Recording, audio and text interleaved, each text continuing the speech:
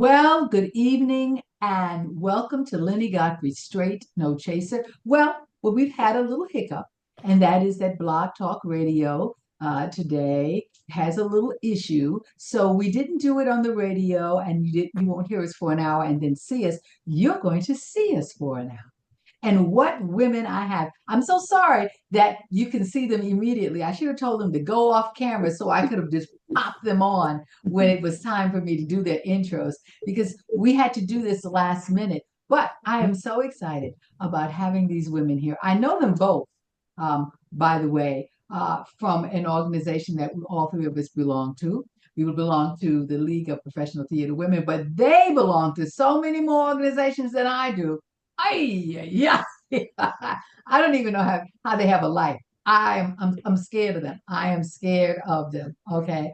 But both of these award-winning women have consented to come on here so we can talk about the paths that they have taken to empower women in our business. And I think that's a very important subject because I don't really think that we think about it. We don't think about the power that we have, the power, the potential of power that we have, the power that they're mining to make people aware of what we can do and how we can change some of the numbers, some of the statistics that we have in this business. So before we get to the meat of this, I'm going to read what they gave me because it was so short. I'm so sick of both of them. Like they don't have anything to do. I mean, like they didn't do anything.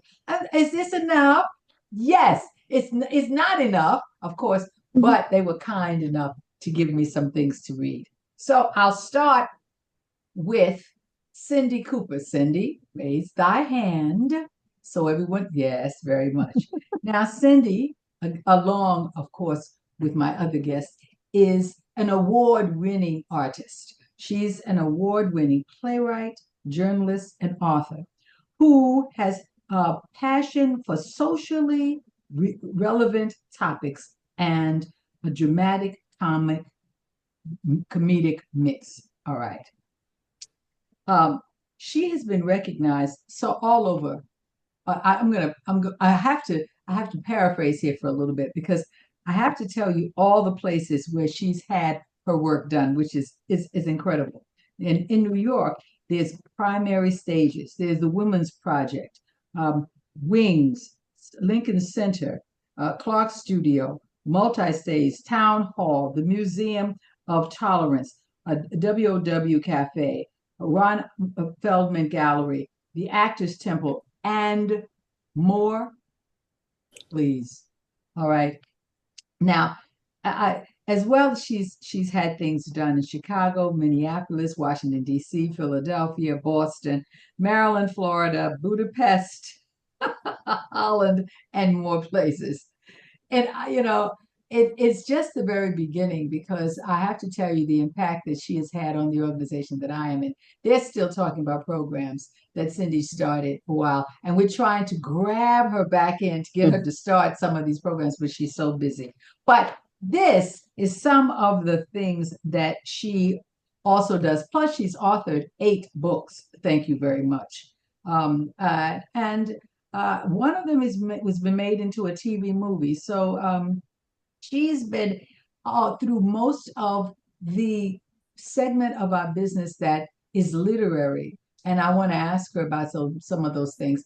It's just not going to be what they're doing for women. I just want you to get to know these two women because I think that you're going to see them around and about and being really very visible in the changes that we have that's in the business. So that is Cindy Cooper.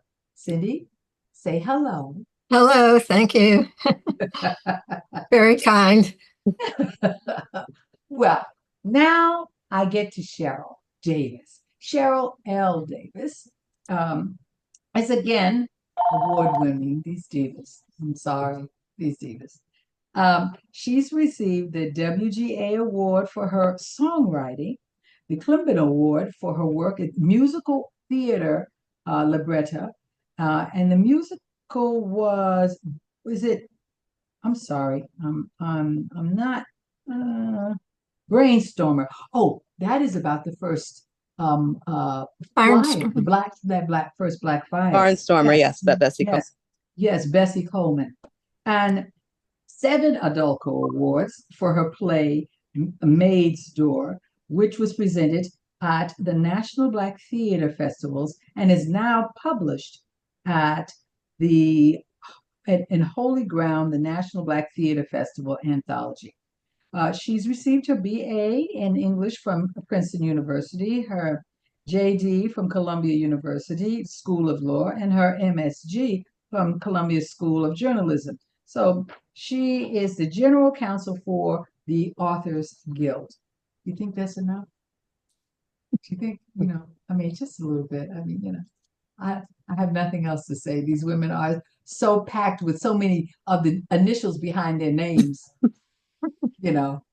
All right. So now that we've told you, my audience, how qualified you are to do anything that's in the business, really, and congratulations on all the accolades that both of you have received. Really, I'm very proud that you all both considered to have some time to come on this program. I want to get to the point of with both of you.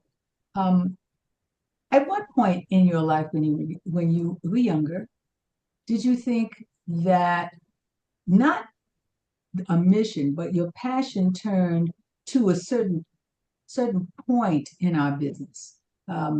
It it didn't go into performing. It didn't go into directing or producing. It went into writing for both of you all, but writing in a particular way, writing in which you are responsible for people having information. When did that become something that was important to you, or is or did it ever? And am I just discovering something for you? Who do you want to Cheryl go go first. first? Cheryl go first. Okay. Well, I have always loved women's stories. I remember when I was a little kid and I would go into our school library and there was a couple of shelves of biographies and I would go through them methodically because I am a Virgo and first picking out reading all the stories about Black women. And then I went through the stories about Black men. And then I went through the stories of white women just trying to find stories about where I could see myself. Mm-hmm. So that was really like starting me on the journey of like, what are the untold stories of women out there that need to be told? And that's really one of the things that ultimately drew me to writing about Bessie Coleman Mm-hmm. and all these other women that I love to write about. And I'm surfacing in play. I'm working on a new play about a Black woman Shakespeare professor. Trying to think of like what sorts of fun things could we explore there. As Cindy knows, I've written a short piece and ideally want to write a much longer piece about Zora Neale Hurston.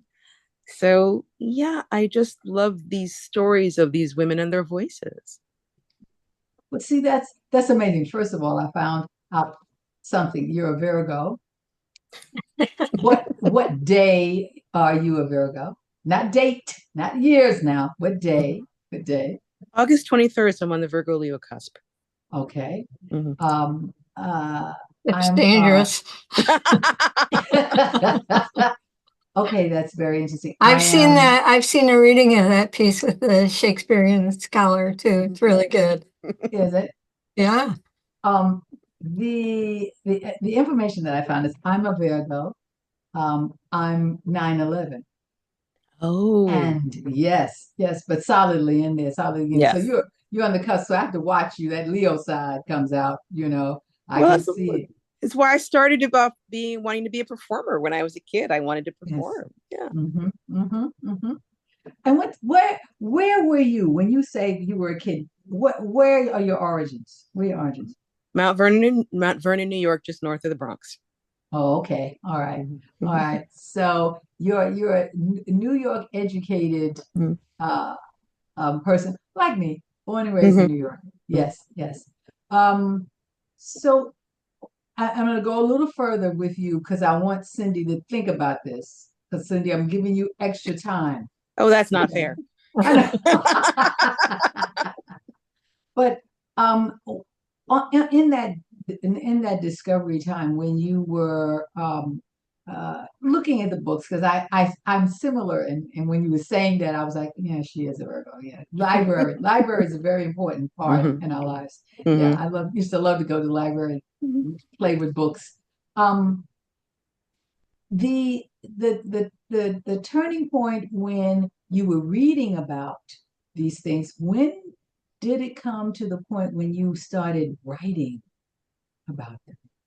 Well, I started trying to write when I was a kid, and I started trying to write short stories, and I realized that didn't interest me as much. I like the trees were green, kind of like blah blah blah. I just wanted to get to the part where people were talking. Yeah. And I really started only finishing plays after I got out of law school and I got the discipline to like finish a project. Before I would have ideas and I would get to what I like to call the annoying middle sloggy part, where you're just like, it's Mhm. the passion of the first idea has faded and now you just got to get through to the end. And I always kept switching over to a new idea. And after I got out of law school, I said, I am not going to start a new play until I finish this one. And that was actually about Anne Boleyn and Henry VIII. So that's when I really started seriously telling stories. Like Anne Boleyn story is very much told, but it was just a story that I loved history and I remember watching Anne of the Thousand Days and thinking, oh my God, this is incredible. I must learn more about this woman and this period. You know, now I'm going to say this to you, audience. You have to realize something. I have been in this organization for 4 years with this woman. The last year she's been, kind of not been there because she's all over the place. This is the most that I've ever heard her talk.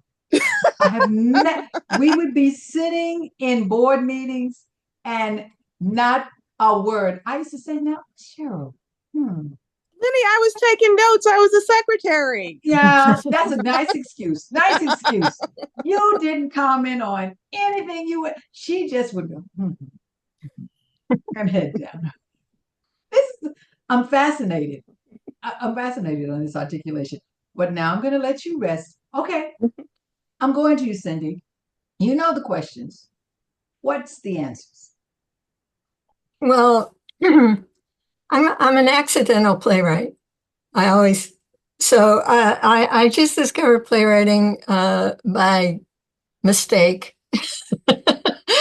But I always wanted to be a writer from a very, very early age. And I wanted to be a journalist. And I became a journalist. And I was a print journalist even before I graduated from college. And I was a TV journalist. And I wanted to write more like novel type material. So I took 1 year off and I was working in Minneapolis at the time. And I took a class at the Playwright Center and I suddenly like discovered plays. Like I didn't even know like people wrote plays. I thought, they came from some prior era.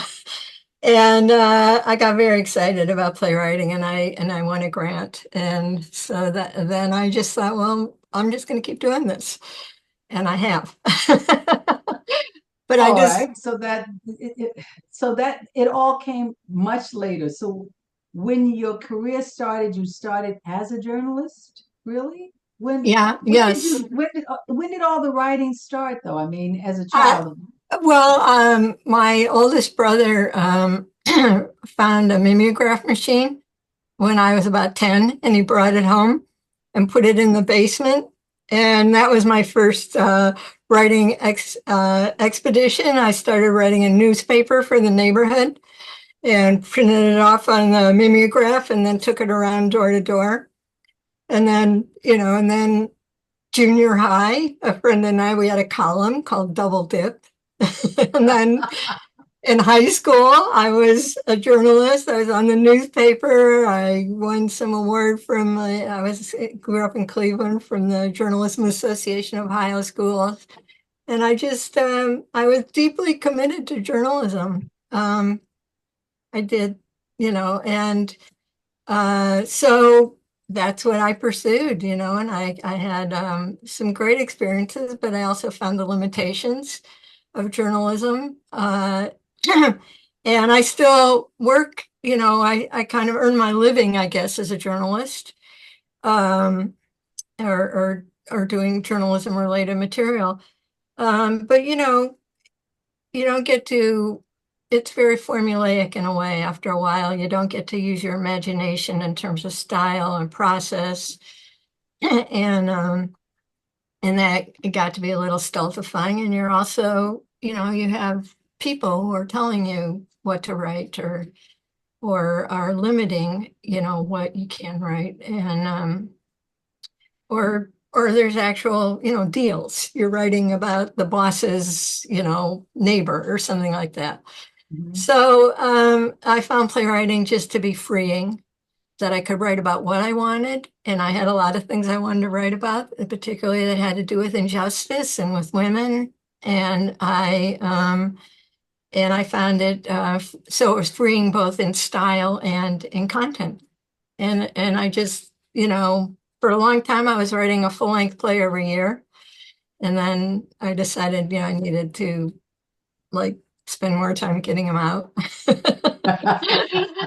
So you had And a shelf full of plays, but they weren't going anywhere because you were writing the plays. You kept on writing them, huh? yeah, well, it's, they were going some places, but anyhow, it takes a lot of the field of playwriting takes a lot of work.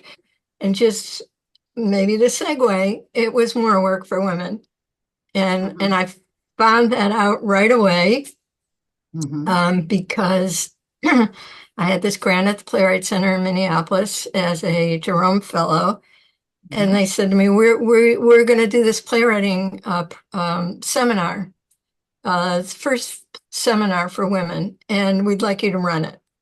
And I foolishly said, oh, okay, sure, I'll do that. And we did do it, but that's when we had people come from around the country, to teach classes, and we had, people, playwrights, women playwrights from, you know, maybe 5 or 10 states come.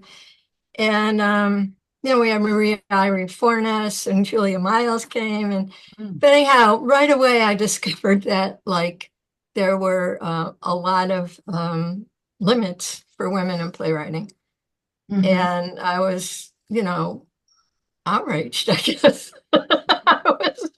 I was really upset. So, and that, ever since then, I've been active in working on women in theater and trying to make it more equitable. We have I'm looking at our attendees. We have a couple of attendees.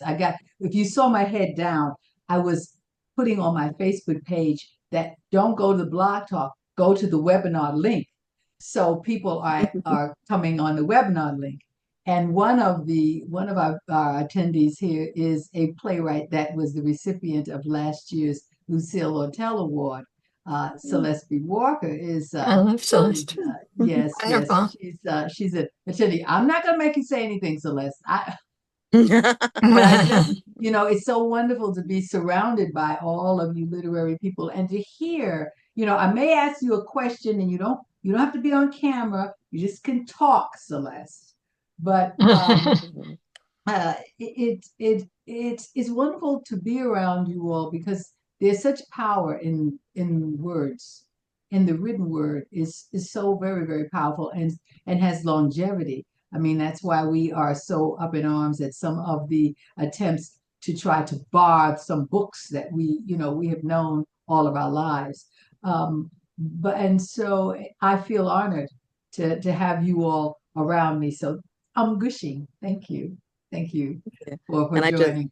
Yeah. I just have to say, when you mentioned banned books, that in my work at the Authors Guild, I work a lot fighting against book bans. So I just Mhm. had to just put that out there to Yes, no, it's everyone. something that we really, we need to have conversations about. yeah. And I mean conversations, not arguments, but Mhm. conversations, because Mhm. I think what happens is that we don't listen. People don't listen. They have an opinion and they just spout out their opinions, but they're not listening to what other people are thinking and listening to their articulation. So, conversations need to be had as to why we are so concerned about that and how the impact of these books have had over the years to all of us. It's interesting the beginnings of some people who write. Both of you are also involved in honor roll, and that is an organization that I'm the recipient of a wonderful award that they have given me this year, the Legacy Award. I thank you oh so much. It's wonderful, and I'm an ally to it and have enjoyed really doing work and directing work for that. I've directed a couple of things for Celeste in monologues in her work. So again, you know, uh, this is an organization, and I should say that Honor Roll is an organization that appeals to women over 40. Sometimes I see over 40, sometimes I see over 50. I just know it's over 30. Okay. Okay.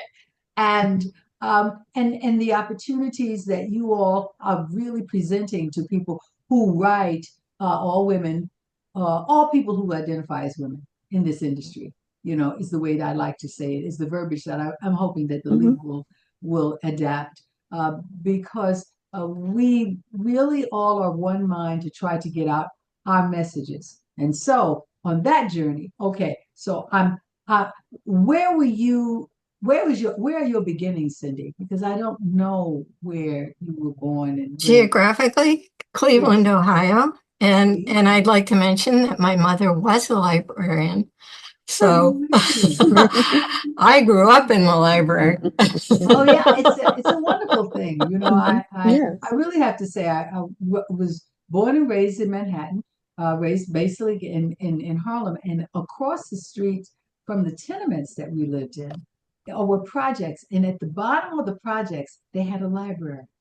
And every Thursday there was an hour for young children. I had to be 4 or 5, where you could go and you could listen to stories, and then you could go and pick out a book.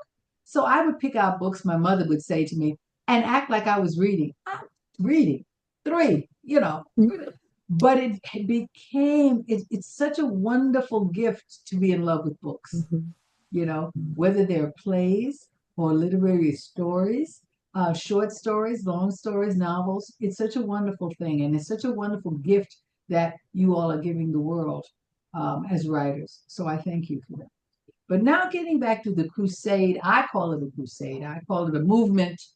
Um, and I'm going to say something now, and you correct me if I'm on the wrong path. I do believe that for change, there must be a movement, that there are people who are in charge of the movement who will enhance it and will lead it. But for change, there must be a movement. Am I off track or on track? Tell me what you think about that thought. Well, I'll jump in. I mean, I absolutely agree that a movement, nothing happens without a movement. And I think one of the sad things that's become prevalent in our society today is we've become so individualistic and think that, that it's only on us, or fail to connect with other people who are our allies, essentially, or who hold our views. And I don't think you could point to a single thing in history that's changed without a movement and a group of people. Yeah. So John Lewis would agree with you like 100%. Yes, all that good Yeah. trouble. Mhm. Yes, good trouble. What about you, Cheryl? What do you think? I totally agree that people need to join together to make anything happen. And I also feel that there needs to be some level of leadership to direct people in terms of like what's going to happen, because I think there's a lot of people are waiting to be guided to do something, and they're perfectly happy to do something good, but what do we do? And then somebody says this and somebody says that, and somebody at some point needs to decide, like, okay, this is what we're all doing, and then just kind of lead the charge. Yeah. Well, so we are now talking about, I believe, a the beginning of a movement. I'm just going to say it like that. You all that I think different organizations are beginning to recognize that women have an integral and very strong part, especially in the theater. Uh, I will start narrowing it down to the theater, and um, we are discovering that there is an inequity that we have been experiencing for a long time. And I don't know, maybe we just weren't aware of it. And we got woke, as they say, to that idea that we support a system that doesn't reflect um, on stage what we give it on in the audience. But now we're beginning, I believe, to not demand, but ask for that one more conversation, Mhm. one more sentence, one more interview where we're asking organizations to think about candidates that may not look like the people who hire. Mhm. Uh, what Tell me individually, because I want you to talk about what it is that you all are doing, because I find it so fascinating. What process let us talk, let I say another wonderful name, and she's busy tonight, but Jacqueline Reingold, who I believe is a wonderful individual and so conscientious about where we are and what writers are doing, what women are doing. Uh, what path have you all decided to take? I will start with you, Cheryl, but I want you to think, Cindy, I'm giving you a lot of time to think tonight. So Cheryl is gonna probably get mad with me. I'm gonna have to make you first in a little while. But I'm gonna give Cheryl this first opportunity to talk about what it is that you all thought that might be appropriate to start people thinking in a different way. Well, at Honor Roll, we've supported a number of projects. We're a very grassroots organization. And the idea is if somebody comes in with an idea, then we support it.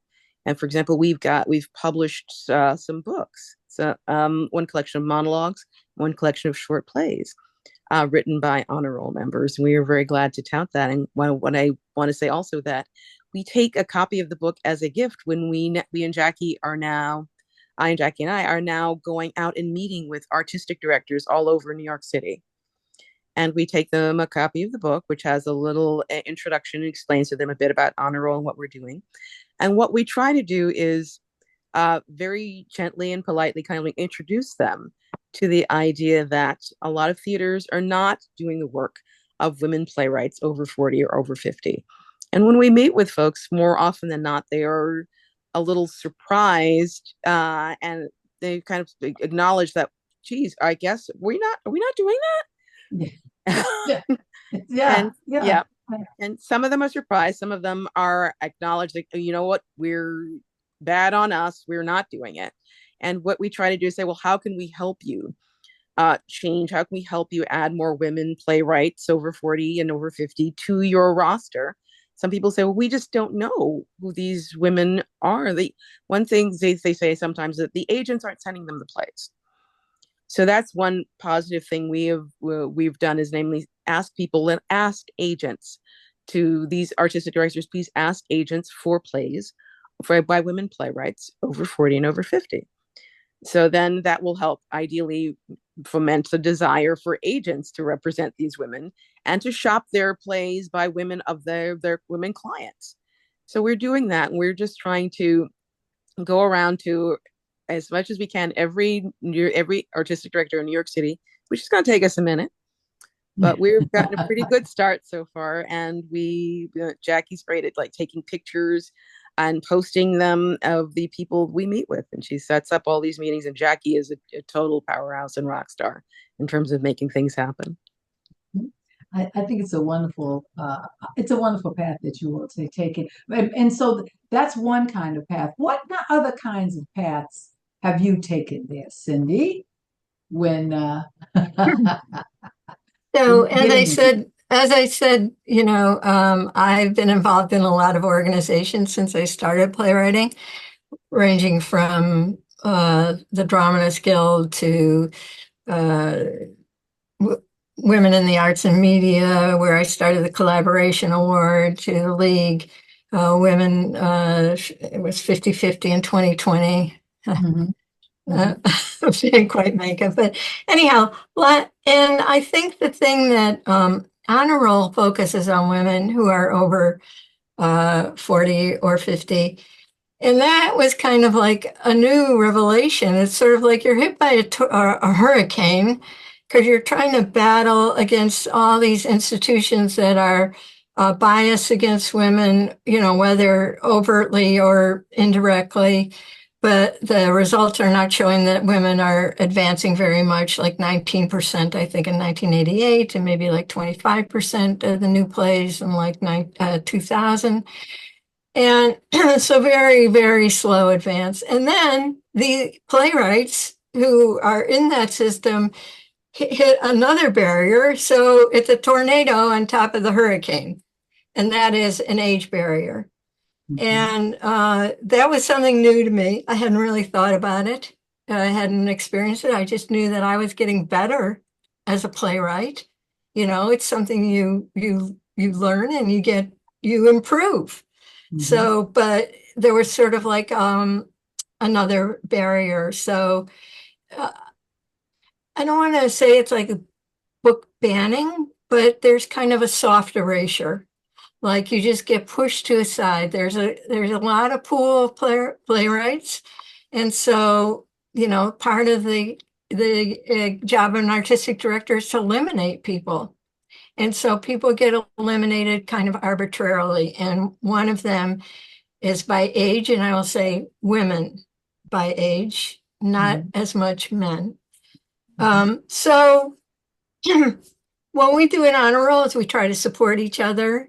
We try to highlight opportunities. We try to create opportunities. We have one coming up where Polaris North and Rosemary Brandwine have created a short play festival just of honor roll writers. And last year or the year before, we had another group, Project Y, that did sorry, did monologues, a whole evening of monologues by honor roll writers. And what people see is the scope and extent. I mean, these are really talented people. We also have like a profile site, and there's like 300 people on it now. And you know, they're impressive people. They have experiences, they have things to say. And I just want to say one more thing about why I'm passionate about this topic is I do believe that women have something to say that isn't being said, and women with experience who are more mature, who've dealt with senior parents and children and job situations and life in general have something to say. And those voices not being heard it's a sadness for society because they're missing out on hearing the full expression of human experience by not hearing those voices. So, you know, I think it's a part of almost a social need to encourage these voices to be heard more. And so we do webinars, and we do to help people, you know, tap into what's happening, whether it's on working with an agent or doing site-specific performance or Writing right. musicals. Yeah, right. That was, yeah. So, you know, to sort of help people like upgrade their skills as well. And, you know, we've done, and we do, and there are actual advocacy campaigns of letter writing to places that are successful ones, very successful ones. Yeah. So there was one in the pandemic where a producer announced a slate of plays, wonderful new plays, not a single woman in there. And so a lot of people wrote letters and they promised that they would include women. I don't know if they continued exactly, but at least change is slow. Change is slow. It's hard and it's slow, but we have to be consistent. You know, I do have a question, and it's one I think both of you can answer, but will answer differently because you are two different people. The the subject of being a woman of color and a writer. Um, uh, what obstacles do you face, and what obstacles have you seen, Cindy? That's your part of the question that we're faced. What obstacles have you felt or faced in that journey, CHERYL? Hmm. Or have you? Or, I or have you? I feel like sometimes it's expectations about what people feel like I should be writing about, or maybe I should not be writing about. Uh, Sometimes I feel like people, if I write about like a black topic, then some people may say, "Well, why are you focusing on like racial divisions? Why did you write something like nice and unifying?" And it's like, I'm writing what I'm seeing. I think there's a thing about expectations about what you should or should not be doing, and it's it's tough to say because also it's the whole intersectionality. I mean, I'm black and I'm a woman, and it's tough to say what happens because of either one of those One or a of those combination things. thereof. Being a woman who is over 40, Yeah, there's a triple. I'm talking about me now, I'm not talking about you. I'm Oh, 39. please. But over 40, is it that I'm over 40? Is it that I'm black? Is it, is Yeah. what is it? And I've written one book. I've been told I should write some more, but I'm not a writer. You see, I'm not. I love to talk, but and you don't know. You don't know. So in your travels, Cindy, how have you seen or spoken to individuals who are people of color who have voiced any kind of um, trepidation about where they are? Women who are over 40, who are happen to be have this other thing that we have, having being of color.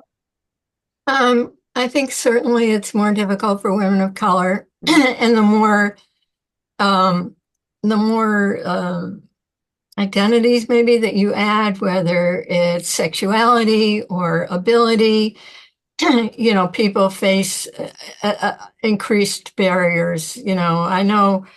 I mean, for my part, I have a little theater company, and we try to include, when we have opportunities to include writers of color. They're almost always women, but Wonder and why that is. Wonder why that uh, it's because and in any case, we try to reach out and we try to encourage that, and it takes sometimes a little bit more um, effort, like we had to change, we changed one program to make it accessible to a particular writer of color that we wanted to include, because she couldn't do the date we were talking about.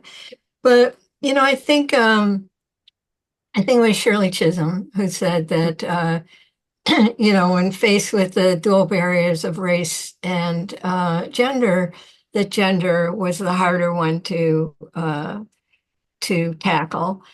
is. And just to, Cheryl's point or your point, really, I think one of the really hard things about discrimination is it causes a lot of self-doubt. And it doesn't matter where that discrimination is coming from, where that oppression is coming from. And because you don't know why.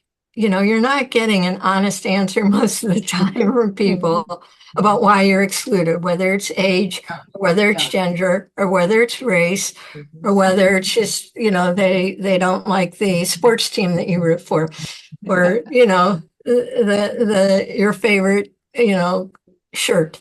So and that's one of the very hard and confusing things to challenge about race, all kinds of discrimination. So, as you mentioned, the only way I think to address this is to move together, to try to create a movement, where people stand united and stand for each other. Yeah. Yeah, no, believe it or not, I know we got a little late start, but we only have about 12 more minutes left in this hour, which is it just, I mean, because when you are speaking about things that you have a passion about, it just so many different tones come in, so many different colors, and you're Mhm. listening and you're responding. The time just flies by, and I find that it Yeah. happens in this thing. And so I just want to open this up. If anyone that's on any of the attendees who are here If they want to have a question, they can put it in the chat. You don't have to, you don't have to be heard. You don't have to be seen. If you want to put something in the chat now that we have time, we have a little time, we can answer that. If not, we will continue on. I just have a couple of more questions. I had many more questions, but I like the answer, the questions that we started on, and the path that we were on. I was looking at my notes. I was like, oh, I didn't ask that one. Okay, well, it's but if not, I'll keep on looking at the chat just to make sure. And it's one of those things that a lot of people thought we were going to be on Blog Talk, so that they followed here. And what happens in this is that I will put this entire episode up on Facebook and on Twitter and all of it, rather than just the 10 minutes that they would do and then ask them to go back on Blog Talk. So, it does have a positive sling to it. But what do you think then, as we move forward, is the next move? For me, the primary move was to wake people up that there is a discrepancy in this. And I think they're waking up to it. Now that they're waking up to it, and again, some people just weren't even aware that they weren't doing it. They're just so used to, and I don't have any anger or anything. I just want to say, okay, now that do something. That's normal. So what would be the next kind of situation that we would have? What I'll say something. Yeah, please. So, what would the next step be? 25% of the US population is women over 40. And a huge percent of the population, higher than that attends theater are women, mature women. So I think one thing is to help people understand how it's in their best interest to cultivate the writers, or seek out the writers. They don't have to wait for an agent. They don't have to wait for a recommendation. Like I said, we have 300 on a blog, post. And it's to their benefit because they will be presenting voices that need to be heard, and they will be reaching audiences that are eager to hear them and that are primary theater goers. So that's one thing, is to help people understand how it's the benefit of them and their theater organizations to produce women with experience and that have things to say and voices. I'm going to get to you in a minute, CHERYL, because I want you're second now. But one of the things that you said earlier, I totally agree, and that is that the subjects that women who are more mature can bring to it. It is. I know my parents passed away a long time ago. My parents passed away about 30 years ago, so I was much younger. I was an only child, so I was a survivor of. My mother had 4 miscarriages before she said before I was born, and I lasted. So the issue was they were a little bit older. The issue that I did many, many years ago, some of my friends are just beginning to deal with, because people are living so much longer now in the 90s, 80s and 90s. The stories that you can share that are stories where people can learn from it, because theater and writing in general you learn so much from it, as well as being entertained, as well as loving to read. But while you're reading, you're learning so many things. What I always think about what they're missing out on, like you said, the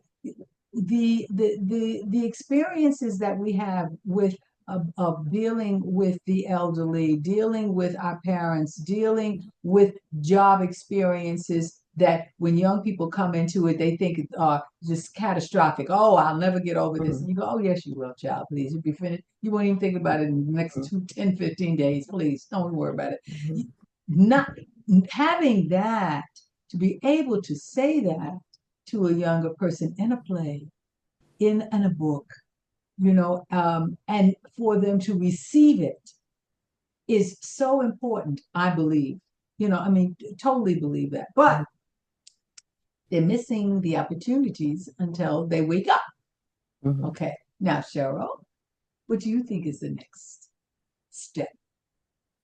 I agree that more voices of women playwrights over 40 and 50 need to be on the stage also because the perspective, I love what you were saying, Lynnie, about the knowledge that you have that the 20 something doesn't have. It's also the knowledge of a context and how the world changes and how the world doesn't change. And it's like you see signs out there of women protesting after Roe was overturned and saying that I don't know what I can not to say in the air, but I can't believe I'm fighting the same Yes, that I yes. was fighting 20, 30, Yeah, when so I was many yeah, years when ago. I was younger. I mean, here we're right, Yeah, right back here where and we were. Yeah. yes. And I But think now you're fighting it for these younger people yes. so that they could at least get what you had for a little while, Mm-hmm. you know? Yeah. Uh, And yeah, it's a perception that the person who plants a tree not knowing that they're not going to live to take to eat the fruit. It's the perception as you get older, you say, I'm not going to be around forever, but I can say something or I can do something that will benefit somebody that is after me is a perspective that a lot of young folks don't have because they're still very focused on what can I do with my life? What can I do with with it's all about me, which is perfectly valid. eye-centric. Yeah, I'm Yeah. very eye-centric. Yeah. Hmm. Yeah, I think you're right. I think both of you are so right. I think what I was thinking about when I started thinking about this was what you were doing to advance women and how selfless it is. I mean, you will benefit, but the time that you put in. Now, see, you're not fooling with me. I am president of the League of Professional Theater Women. Oh, the time that you must put in. I don't sleep. I don't sleep. Um, But the that's, time. that's something you don't get credit, if you're another kind of playwright, you don't have to be an advocate while you're doing your writing, Yeah. Yes. while you're going to a retreat, while you're Yes, applying yes. for various opportunities. And I think that's one of the hard things when you're trying to fight for change and also do the things that are nourishing, creatively nourishing. Mhm. It makes it really difficult, and it's why we need a lot of people to pitch in, really. Well, yeah. I mean, you all speak of the writers. I speak of the performers that I know who, are eccentric. Mhm. It's about me. How can I get to? But those few people who you hear their voices, who they say what needs to be done, who are selfless in this whole journey. Um, in an industry where people are very, very concerned about not saying the wrong thing because how is it going to affect me? One of my Mhm. heroes, and I say it all the time, is Harry Belafonte. I just thought Harry Belafonte, besides being just absolutely gorgeous, and his daughter Sherry, who's an acquaintance of mine, she's a beautiful woman, um, just he just made a decision that it was more important for him to fight for the rights of people than to be a movie star. But he became a movie star anyway. Mhm. But he would not compromise that. He would not let it threaten what he thought. And it's a lesson in knowing that we all know, we recognize that name, and no one could block him from it because no one can stop the talent. Also, nor can they stop the passion. And, it's just one of those things that we need to address a little bit more than we have addressed. So Well, my final question, because it's the last 3, 4 minutes of this, is um,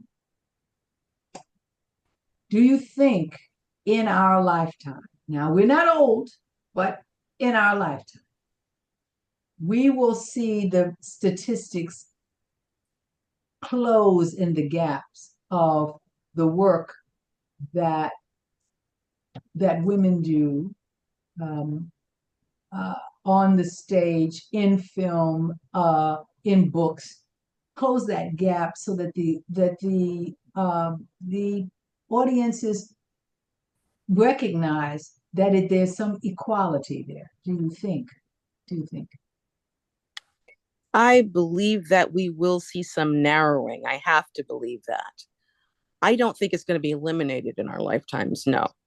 Mm. But I do think that there will be some narrowing of the gap because essentially we're rolling a stone up or down a hill. I forget which direction. But the idea is that as more and more people start to realize that something is wrong with the system, I do believe that a system needs to change to address that. Maybe there'll be an entirely new system. Maybe they'll figure out, oh, there's a way to address it in as minimal a way as possible. For example, I feel like there's a lot of women who are getting like the readings and second stage productions and saying, okay, we've done women, now we're done. And I feel like there's more and more realization that that's not gonna do it. So I feel that there will be change. Exactly what it is, I don't know, but I have faith that there will be some positive change in our lifetimes. Mm. I am. Well, I just want to say I think the theater, um, we need to help people respect what theater can do, which is theater can offer transformation. And part of that is being organic with how that's offered, and that is including the voices of women and women who have perspectives and things to say. So, what draws me to theater is because you can actually reach people and potentially change their hearts and minds in a way that I don't think the other media can. And I'll put film even in there, but newspaper, definitely journalism. And I think will we see it in our lifetime? I think that we have a lot to do, and that there are new challenges, and that what we need is like vigilance, and maybe even increased vigilance. I mean, if you look at what's happening around the world in terms of trying to push back women's rights and equality, so we need to maybe push even harder, and maybe even make people aware of that, of what's happening around the world in terms of trying to kind of seize the advances that have been made. So I think we have a tough road, and I don't like sugarcoat it. I write a lot about reproductive rights, and I'm like, it's not going to happen in 4 years. We're not going to get to where we have our reproductive freedom. It's not going to happen in a year or 4 years, or probably even 10 years. And so that means we have to like stiffen our backs and push a little harder. I think we have to, go back in history and look at those women who were relentless uh, to obtain equality in voting, equality in jobs, who really did that, because we are a part of a generation that, because they did that, they made it easier for us. So we kind of wimpy, we kind of wimpy. We stop demonstrating. We don't do, I can't do that. I can't march. No, I'm not marching, all of that. And I think we need to go back and look at that reinstate some of those things, because it's really important. Now, one last thing, because we only have a minute or two. The league I'm very proud of the league, because we have implemented this book nook program where we are asking writers to submit their books so that they can be put into certain places and explore them. We have female librettists and all and composers and playwrights and novelists and everything. So I expect you to be come on, fill out the Yes, form. Lynnie. Fill out the form. Yes, ma'am. Yes, please. We're making some headway. I can't say right now what headway we're making on air, because it hasn't come from the source yet, so I can't beat them. But we're making some headway. We're going to do some panels, and some very prestigious, wonderful people are backing us up in that. And it just starts. You have to crawl before you walk. It just starts a little bit. And as you increase it, this is what we have. This is what we'll get. So that's more important than anything, that as I leave this tenure of presidency Mm. at the end of the year, that there are seeds that are planted, and hopefully those seeds will continue to be watered. And that's all you can do. That's all you can hope for. People come in with different agendas, and sometimes it gets lost, but sometimes maybe later it'll get picked up. Mhm. With that, I will say to you, two wonderful women, I thank you for all that you do. Really. I didn't mention True, Vice President. I mean, that's another thing. I've Theater Resources been Unlimited, our benefit is coming up on November 7th. Oh God, 19th. Yes, Susan Lee. Yes, Susan Yeah, Lee I went to and the Irene Gandy. seminar the other night. Yes, yes, very, very lovely, lovely woman. Uh, Again, an example of women who she's been working for 40 years. So Yeah. she's getting an honor of service. Mm-hmm. It's really wonderful that you all recognize all the organizations that are recognizing us. Thank you.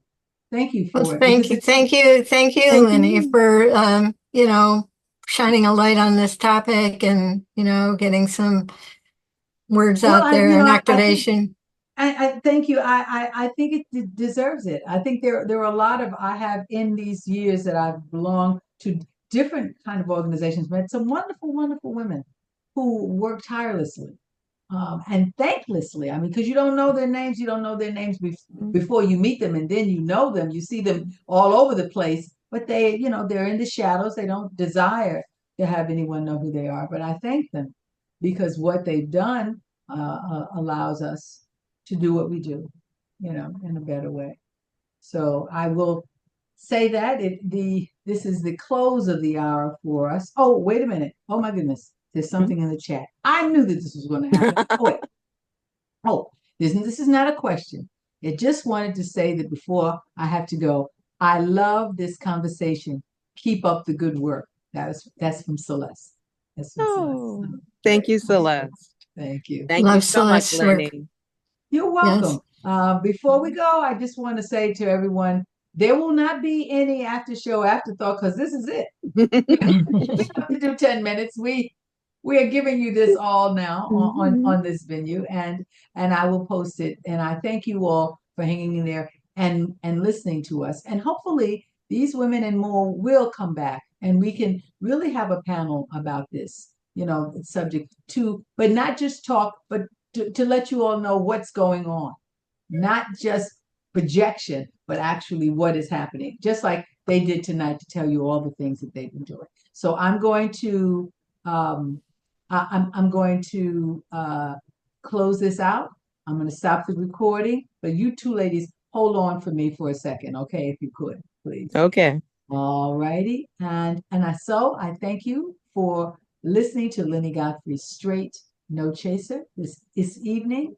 And we'll be back hopefully sometime on Blog Talk. If not, we'll be right back here. All right. And our next visitation of a wonderful subject. Thank you now. Bye-bye.